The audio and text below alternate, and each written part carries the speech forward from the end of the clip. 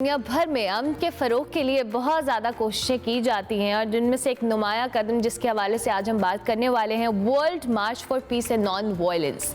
इस मार्च के हवाले से मैं थोड़ी सी इन्फॉर्मेशन तो आपको बेसिक सी दे सकती हूँ, लेकिन चूंकि आज हमारे साथ गेस्ट मौजूद हैं और पाकिस्तान पीस को लेकर हमेशा कोशिश करता है कि दुनिया भर को एक बहुत क्लियर मैसेज जाए कि पाकिस्तान एक पुरान मुल्क है, यहाँ पर आप आ सकते हैं, आप अपनी जो कह लें टूरिज़्म पॉइंट ऑफ व्यू से या किसी भी एक्टिविटी के लिए। और ये हमने देखा है कि माजी के अंदर भी और अभी भी बहुत सारे इंटरनेशनल जब टूरिस्ट आते हैं, विजिटर्स आते हैं, मुख्तलिफ ममालिक के वफूद आते हैं, तो वो एक मैसेज लेकर जाते हैं कि जो यहाँ पर आने से पहले उनका परसेप्शन था टुवर्ड्स पाकिस्तान, वो पाकिस्तान आने के बाद बिल्कुल बदल जाता है। तो ये जिस मार्च के हवाले से बात करें, ये आलमी तहरीक की हैसियत रखता है और पहले 2 मार्च में दुनिया के 97 कंट्रीज़ ने 1000 से ज़्यादा उसमें तकरीबात हुई थी, इनकाद किया गया था और एक स्ट्रॉन्ग मैसेज जो है वो कन्वे करने के हवाले से कन्वे किया गया था। और अब की बात इस तीसरे आलमी मार्च की हम बात करें जो पाकिस्तान के अंदर जारी है, कब से इसका आगाज़ हुआ और इसका क्या पर्पस है, यहाँ कौन कौन से मेहमान हमारे पास आए हैं। चंद मेहमान तो हमारे साथ सेट पर मौजूद भी हैं। मैं तारुफ करवाना चाहूँगी, हमारे साथ मिस्टर कृष्ण शर्मा मौजूद हैं जो कि प्रेसिडेंट हैं पाक हिंदू मंदिर मैनेजमेंट कमेटी के, government of Pakistan. Thank you very much sir, बहुत शुक्रिया। Thank you Urmila. और इसके साथ साथ तुलसी सदगल है हमारे साथ और ये नेपाल से आई हैं। Welcome to our show. Thank you so much. And we have with us Mr. Antonio. Thank you very much. He's from UK. आज आप तीनों हमारे शो में आए हैं। It's a honor and pleasure having you on the show. सबसे पहले mister Krishna, मैं आपसे आगाज़ करूँगी, थोड़ा सा हमें इस मार्च के हवाले से हमारे देखने वालों को ब्रीफ करें। कब से आगाज़ हुआ, पाकिस्तान इसको होस्ट कर रहा है, कैसा एक्सपीरियंस है? देखिए, दुनिया में मुख्तलिफ वक्तों में अमन के लिए मुख्तलिफ इनिशिएटिव्स होते हैं।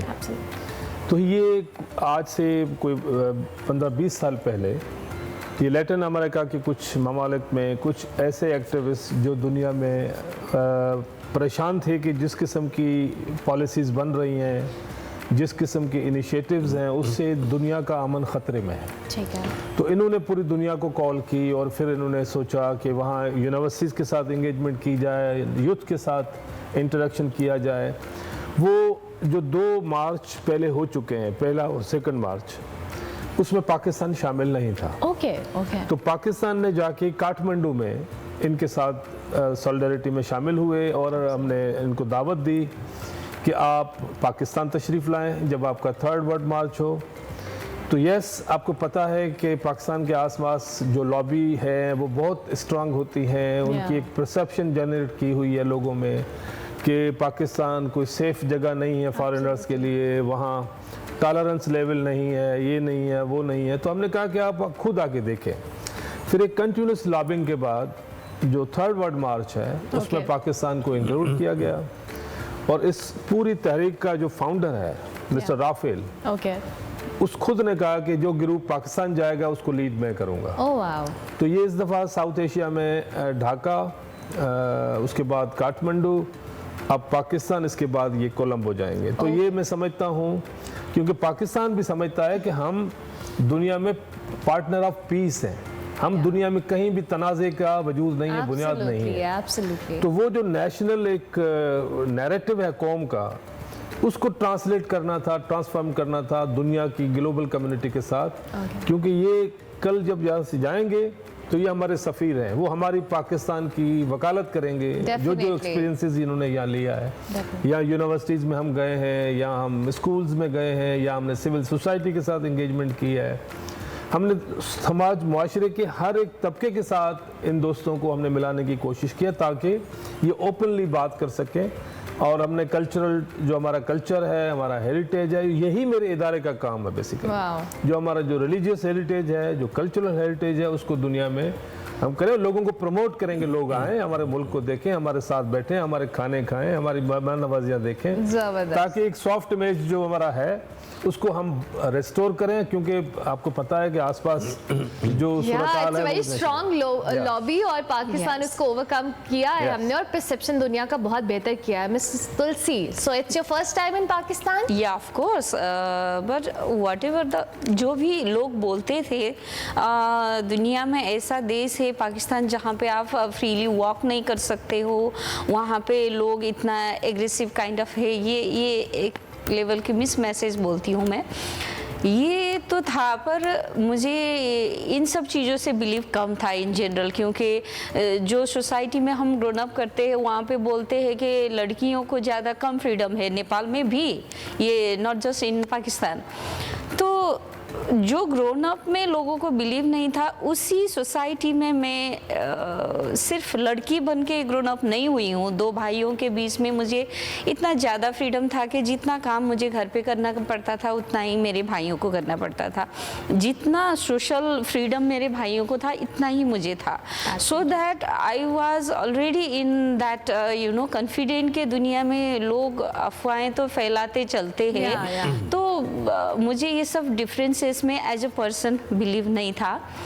When I met gulab for the first time in Bangladesh 2006, उनकी फेस में डिफरेंसेस मुझे नहीं दिखाई दिया। जो ये पाकिस्तानी के बारे में लोग बोलते हैं, उनकी फेस में मुझसे भी ज़्यादा मासूमियत था, मतलब जो कंपैरेटिवली लोग बोलते हैं।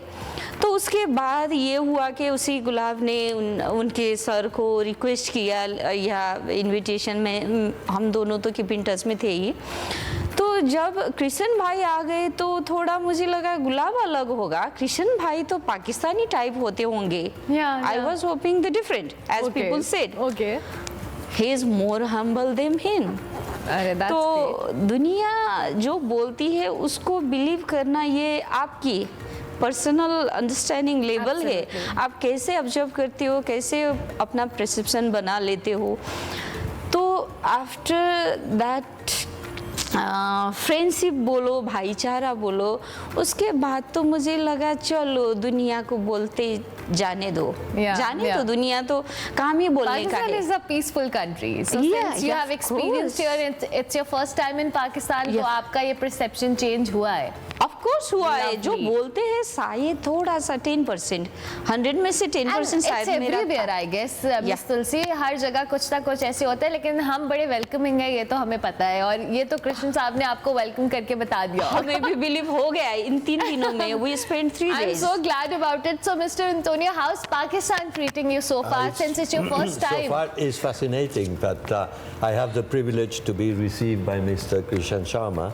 Oh, lovely. That is, has given us all the attention and all the communications and contacts and facilities to see much more than probably a first comer would see in 1 week. Okay. So talking about perception, since Tulsi was telling us that her perception towards Pakistan was quite different when she visited.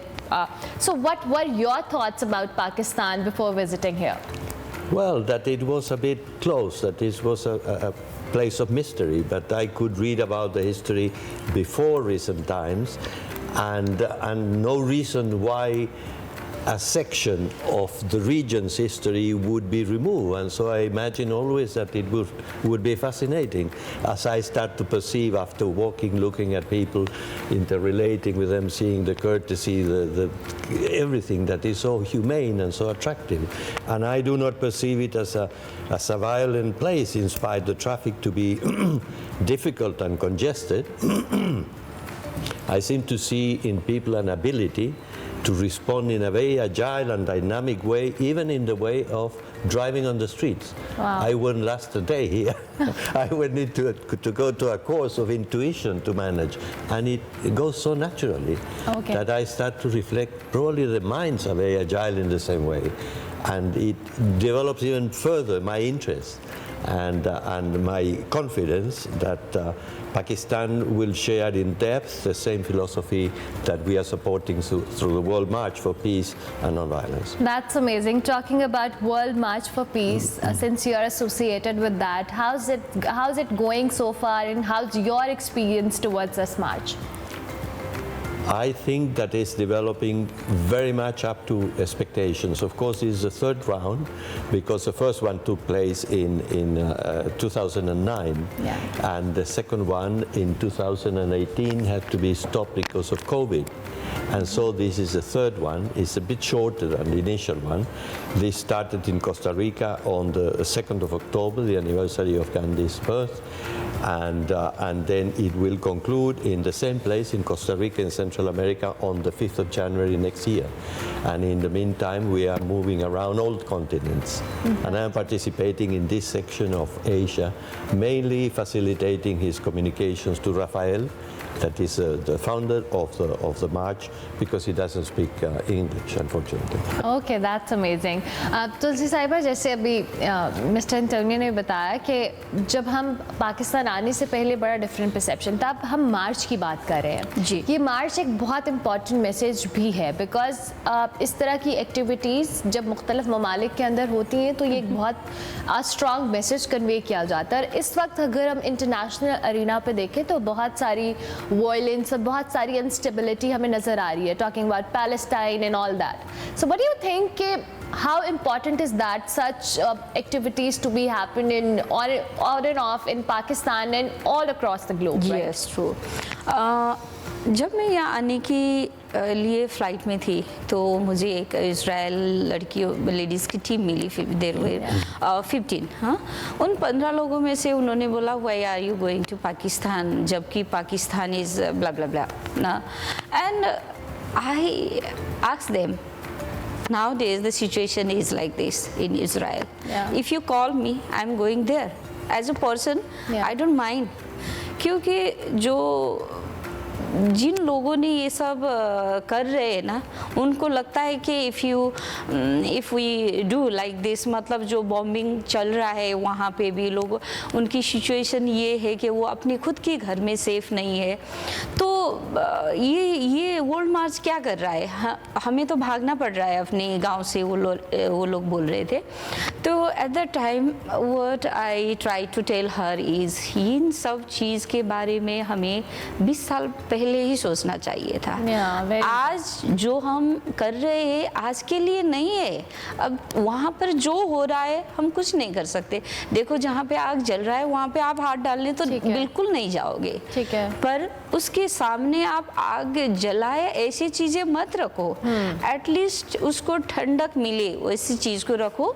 ये world मार्च कोशिश कर रहा है। That's amazing. Yes, जबरदस्त। हम जो भी कर रहे हैं आज के लिए नहीं, आइंदा आने वाले सालों आइंदा आने वाली, एटलीस्ट हम इजराइल में भी जाने को डरते नहीं इस टाइम पे, क्योंकि आग में हाथ डालना नहीं चाहिए, फिर भी उनको एटलीस्ट तसल्ली मिलेगा। देखो इतनी भी वर्स्ट सिचुएशन नहीं है। We try to knock them, क्योंकि वहाँ पे भी ये वर्ल्ड मार्च ऑर्गेनाइज करते हैं, तो उन लोगों ने जो पार्टिसिपेंट है उनकी सेफ्टी की डर से नहीं That's किया। important. Yeah. ठीक हो गया, थैंक यू वेरी मच।